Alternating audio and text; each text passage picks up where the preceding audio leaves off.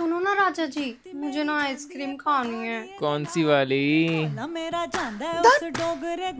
लो आ गया 2 हंसों का जोड़ा। बस बस एक ही प्लेट दीजिए दीदी, मैं और आपकी भैया एक ही प्लेट में खाना खाएंगे।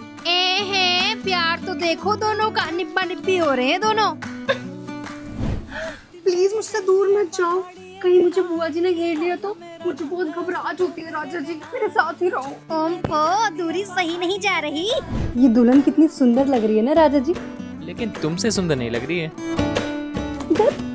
अरे दोनों फेविकॉल की तरह चिपके रहोगे। बहुरानी जरा यहाँ आ जाओ, थोड़ा काम भी करा लो। सब मजाक बना रहे हैं, मैं आती हूँ। कुछ तो लोग कहेंगे रानी जी। अपना ख्याल रखना राजा जी। आप कहाँ चले गए राजा जी? क्या मतलब है फूफा जी को गुटखा खिलाने गए हो आप? गुस्से में बहुत क्यूट लगती हो। नॉटी, मैं तो घबरा ही गई थी। चलो ना, मुझे रसगुल्ला खाना